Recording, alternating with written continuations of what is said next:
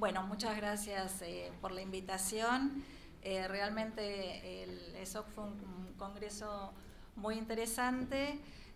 Fundamentalmente hubo muchas cosas de clínica y pudimos valorar algunas cosas de rehabilitación que son por ahí más novedosas para nosotros, que prácticamente no tenemos unidades de stroke en el país.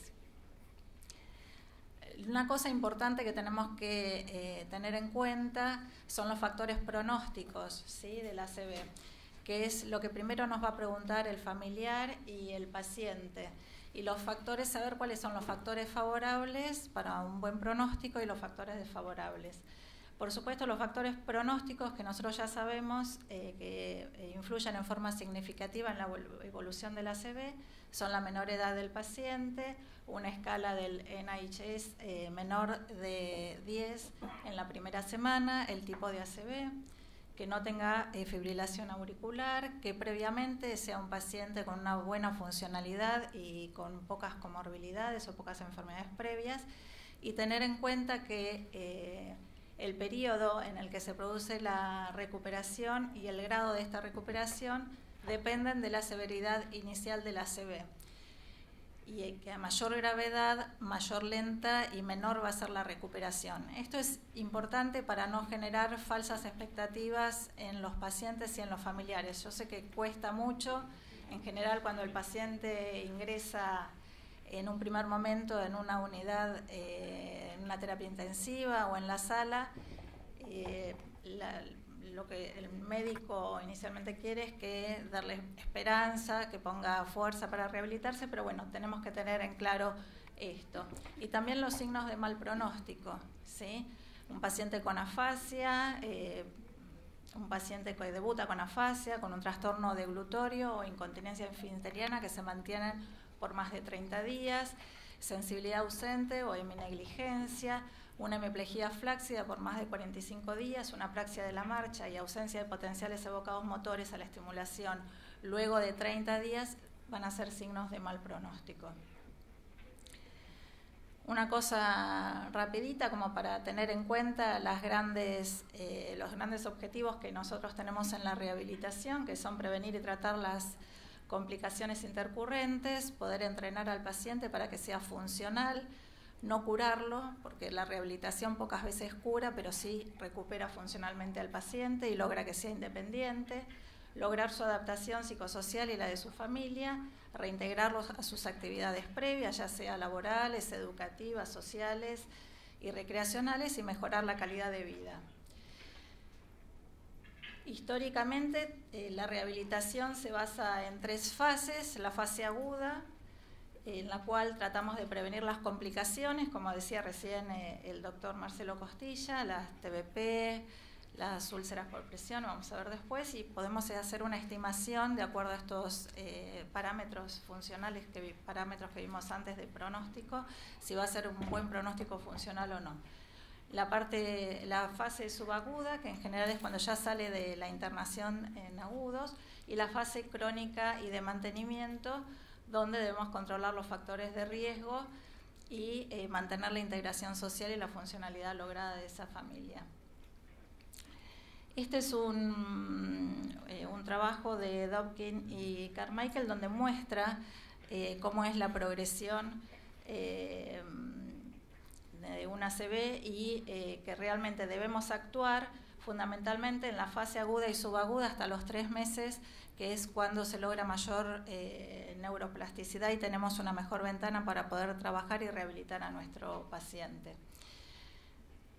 Nosotros estamos acostumbrados a que la movilización precoz comienza aproximadamente, una vez que el paciente está estabilizado, aproximadamente a las 48 horas. Lo que me resultó novedoso es que se está planteando la movilización muy precoz, dentro de las 24 horas y lo antes posible, ¿sí? Esto en el año 2009, Julie Bernard hizo una revisión que se publicó en la base de datos de Cochrane, como para ver justamente si había evidencia sobre la rehabilitación muy precoz, y no encontraron suficiente evidencia. Por eso se propuso este estudio que se llama AVERT, en el cual participan 5 países con 58 unidades de stroke y 2.014 pacientes. ¿Cuáles eran las hipótesis que ellos planteaban?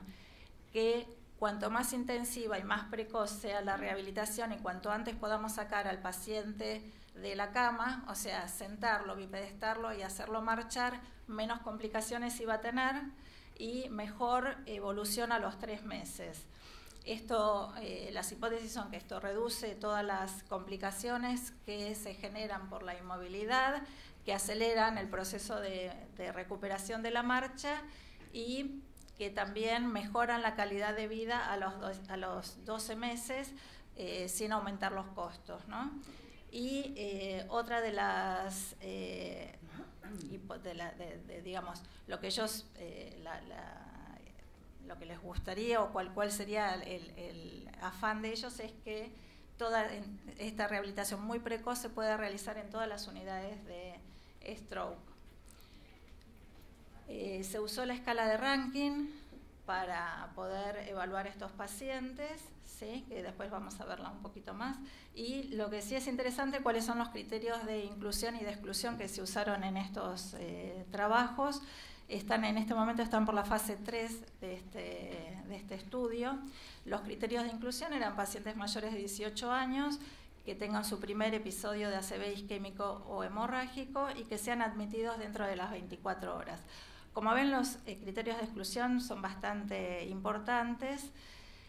Por supuesto, pacientes con discapacidad previa, pacientes con deterioro precoz, que directamente se internaron en la unidad de terapia intensiva, en cuidados paliativos, postquirúrgicos, con comorbilidades, pacientes con deterioro del sensorio, con inestabilidad clínica, participar en otro estudio con los pacientes de hemorragia, con hemorragia subaracnoidea. Todos estos pacientes fueron no incluidos, ¿sí? Los primeros resultados de estos estudios mostraron que realmente hay una evolución favorable en los pacientes. Casi un 50% de los pacientes tuvieron una buena evolución con una mortalidad de menor del 8% a los 3 meses. Esto a pesar de que el 25% de los pacientes eran pacientes añosos, mayores de 80 años, y con un ACV de un moderado a un grave en 45% de los pacientes. Otra cosa que pudieron determinar es que el promedio de estancia hospitalaria y el promedio de estancia en internación para rehabilitación estaba más disminuido en el grupo de rehabilitación muy precoz que en el grupo de rehabilitación estándar. A pesar de todo esto, todavía quedan bastantes dudas, ¿sí? Porque, bueno, ¿cuál es el ejercicio ideal? ¿Con qué intensidad? ¿Quién hace ese ejercicio? ¿Y a qué pacientes se les hacen esos ejercicios? O sea que todavía quedan bastantes preguntas para responder. Por supuesto que es fundamental para que podamos tener una buena evolución en los pacientes, evitar esto, realmente poder prevenir el estado deficitario nutricional y la sarcopenia. Muchos de los pacientes que están internados en terapia intensiva con complicaciones y trastornos deglutorios tienen un estado nutricional muy deficitario y sarcopenia, tienen úlceras por presión. La falta de cuidados precoces en rehabilitación provoca que estos pacientes tengan los hombros plégicos subluxados, posturas viciosas, pies en equino, caderas en flexión, una deficitaria higiene en la cavidad oral que provoca también infecciones, y todo esto retrasa la funcionalidad y la rehabilitación del paciente. Las escalas de evaluación que se vio que en los trabajos los que mayor se usan son el NIH en el periodo agudo, y las que usan la mayoría de los trabajos son el Rankin y el Bartel. Puse ahí el FIM porque el FIM es lo que nosotros más utilizamos en rehabilitación. Esta es la escala que ya la conocen, la vamos a pasar.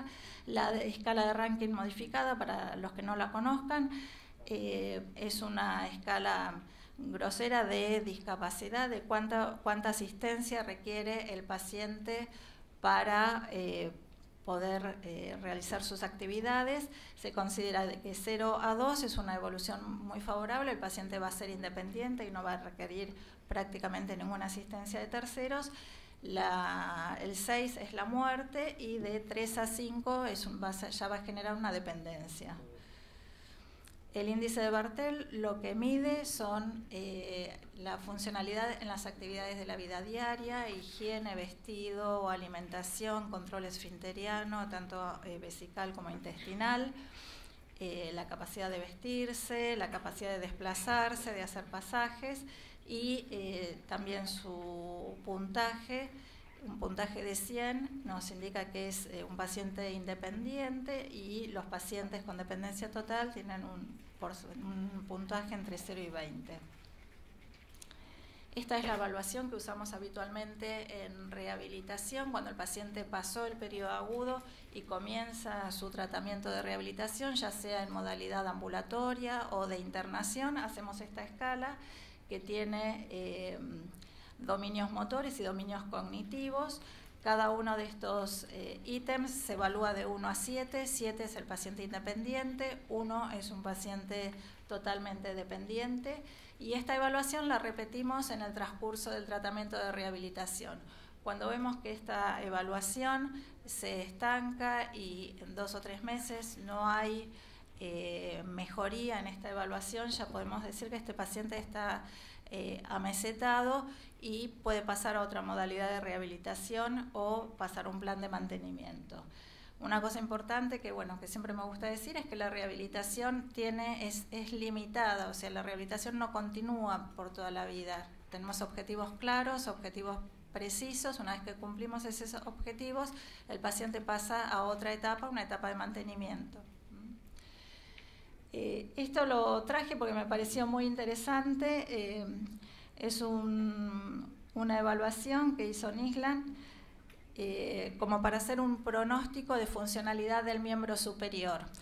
Se demostró con este estudio que si el paciente dentro de las 72 horas en su miembro superior pléjico puede hacer extensión de dedos y algo de abducción de hombro, va a tener a los 6 meses una buena funcionalidad, una buena recuperación de ese miembro superior. Esto es algo súper sencillo, lo podemos hacer todos, no necesitamos ninguna expertise para esto y realmente nos da un buen pronóstico y una buena